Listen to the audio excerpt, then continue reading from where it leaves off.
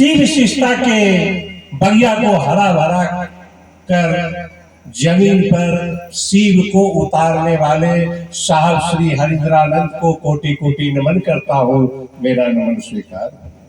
उनके साथ कंधे से कंधे मिलाकर चलने वाली जीवन संगनी जो शिव शिष्टा की बगिया में पूरे शक्ति झोंक कर शिव शिष्टा को हरा बहार ला करके और परचम पर फैलाए और शिव के स्वरूप साहब के संकल्प को आओ चले शिव की ओर का सपना पूरा करने में महत्वपूर्ण भूमिका निभाए। उनके चरणों में भी कोटि कोटि मेरा नमन, मेरा नमन, मैं नमन करता हूँ, मेरा नमन स्वीकार।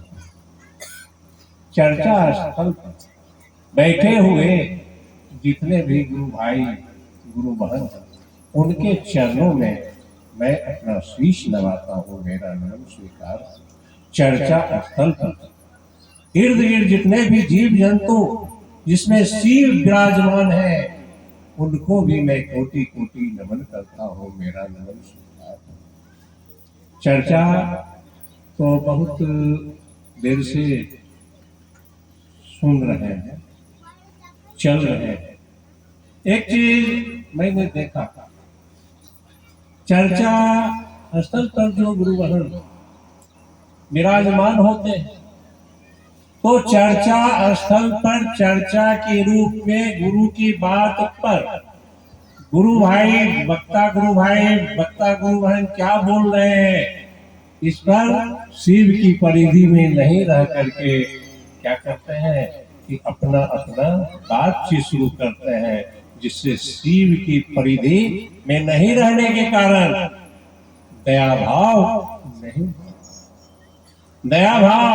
एक तरफ हम कहते हैं दया के सागर है, करुणा के सागर है, लेकिन हम अपने आप में जब बैठे हुए हैं एकाग्रचित होकर के शिव की बात को, गुरु की बात को समझें, सोचें, शिव भाव में रहे।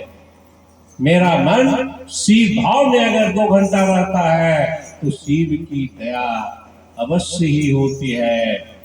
चर्चा का यही परिणाम होता है। तो चर्चा में उपस्थित सभी गुरु बहन से मेरा करवत प्रार्थना है कि कम से कम शिव भाव में रह करके और गुरु की बात को देखिए। मैंने कहा दक्षिणामूर्ति पंचानन सदाशिव। अब दक्षिणामूर्ति शिव के ज्ञानदाता स्वरूप से जब ज्ञान की ओर बढ़ते हैं शिव तो ये दक्षिणा रूपी का स्वभाव धारण कर लेते हैं। ये दक्षिणामूर्ति के रूप में लोगों के बीच, भारतवासियों के बीच, अन्य देश के वासियों के बीच अपना व्याख्यान देते हैं। दक्षिणामूर्ति का मतलब दक्षिण की ओर शिव का निवास स्थान हिमालय की तरफ। हिमालय भारत से उत्तर और उत्तर के दिशा में बैठे हुए हैं शिव। भारतवासी क्यों जब ज्ञान देंगे तो दक्षिण की तरफ मुड़ करके ही, क्योंकि भारत दक्षिण है, हिमालय से दक्षिण है, इसलिए इनका नाम दक्षिणामूर्ति।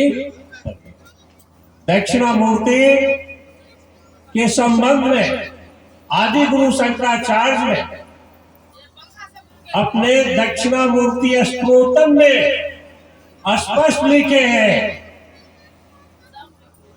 कि एक बट वृक्ष के नीचे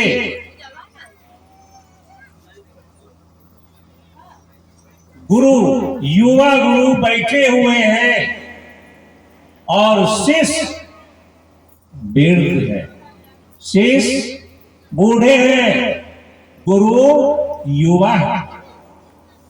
सबसे आश्चर्य की बात है, युवा गुरु मौन व्याख्यान कर रहे हैं, कुछ बोल नहीं रहे हैं। और घोर आश्चर्य है कि बैठे हुए वृद्ध शिष्यों में पल प्रतिपल उनके अंदर जो संशय है वह खत्म हो रहा है, पल प्रतिपल। चलिए वैसे दक्षिणामूर्ति गुरु को प्रणाम। अब देखिए दक्षिणामूर्ति का दूसरा अर्थ, कल्याण मूर्ति। कल्याण मूर्ति इनका दूसरा ये कल्याण सुंदरम।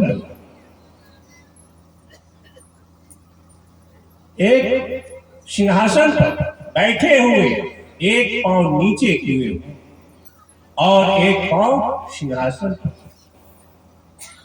चार हाथ में, एक हाथ में आशीर्वाद दे रहे, दूसरे हाथ से उन्मुक्त है, इसका मतलब वरदान की ओर अग्रसर।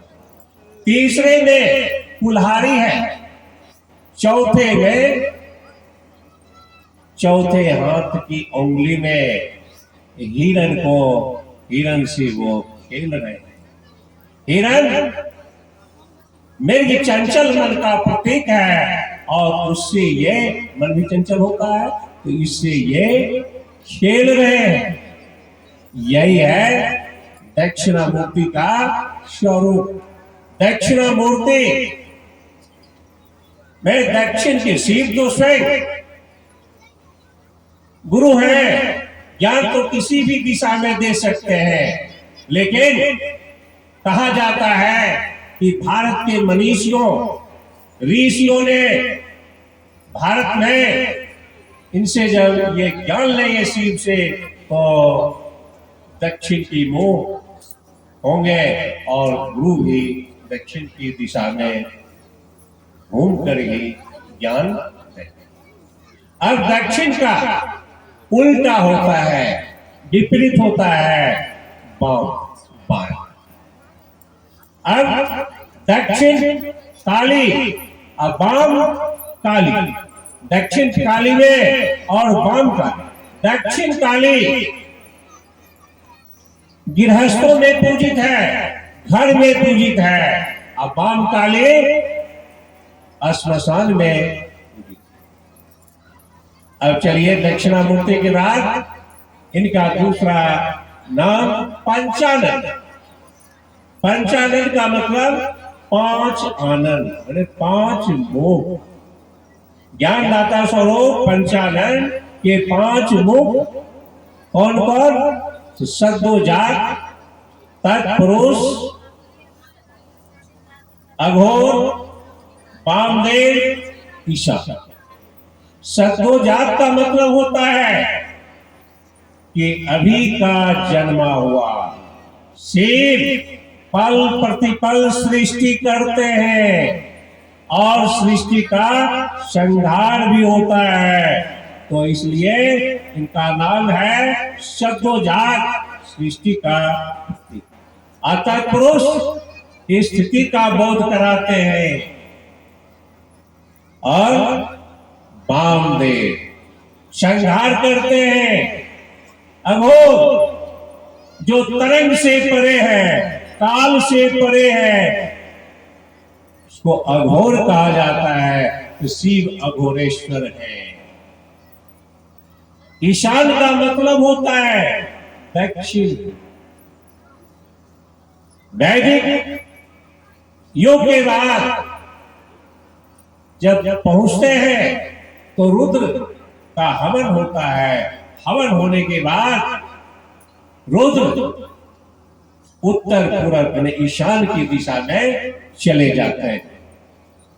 अब चलिए तीसरी बात, शिव को सदा शिव नाम भी दिया गया।